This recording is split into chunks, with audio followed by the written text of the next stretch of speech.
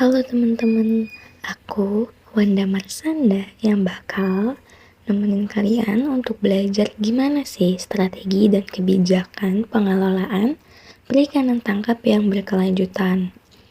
Pertama-tama, aku bakal ngejelasin apa sih pengertian dari perikanan tangkap.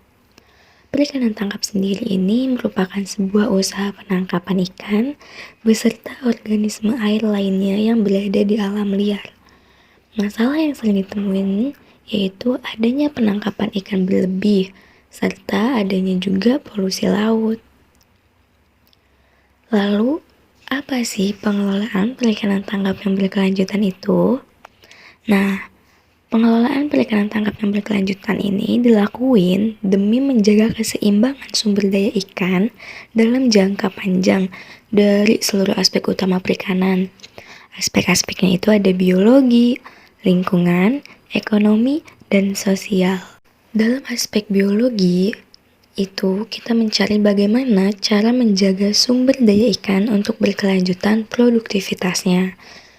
Sedangkan dalam aspek lingkungan, bagaimana cara kita meminimalkan dampak penangkapan ikan terhadap lingkungan serta sumber daya ikan dan spesies yang dilindungi. Pada aspek ekonomi, bagaimana cara menghasilkan keuntungan ekonomi yang optimal bagi usaha, masyarakat, dan juga negara.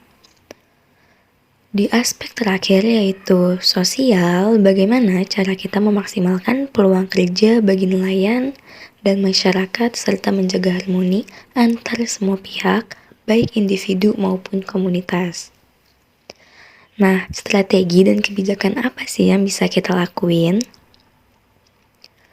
Yang pertama, di bidang ekonomi, strategi yang bisa kita lakuin itu meningkatkan daya saing produk industri hasil perikanan tangkap, lalu menciptakan sistem pemasaran dan distribusi produk perikanan tangkap di dalam negeri yang efisien, aman, dan berkualitas. Strategi tersebut harus kita dukung nih teman-teman dengan kebijakan yang ada. Contohnya, kita membangun pengembangan kawasan industri perikanan tangkap di sentra-sentra perikanan tangkap. Yang kedua, kita meningkatkan cara berproduksi perikanan tangkap yang baik dan benar.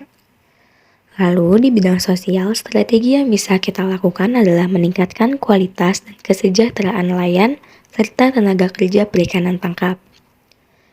Kebijakannya, kita dapat menyempurnakan sistem ketenaga kerjaan dalam usaha perikanan tangkap, lalu meningkatkan partisipasi masyarakat nelayan dalam mengelola sumber daya dan konservasi ikan.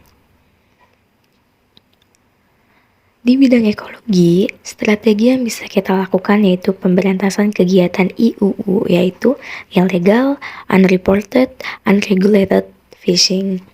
Yang kedua, meningkatkan efektivitas pelaksanaan pengelolaan perikanan tangkap berbasis daya dukung ekosistem perairan. Kebijakan yang dapat mendukung strategi tersebut adalah peningkatan efektivitas pengawasan, lalu menjaga dan memulihkan kelimpahan ketersediaan sumber daya ikan, serta kita melakukan pencegahan manipulasi surat ukur dan penyempurnaan sistem perizinan kapal.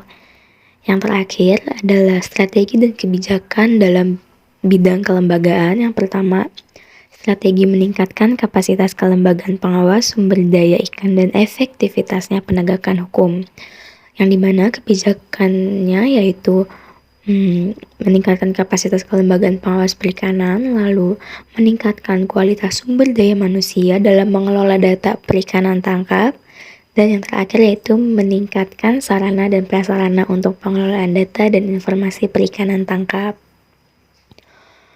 Nah, jadi itu adalah strategi dan kebijakan yang bisa kita lakukan ya teman-teman untuk menjaga populasi ikan kita supaya tetap berkelanjutan.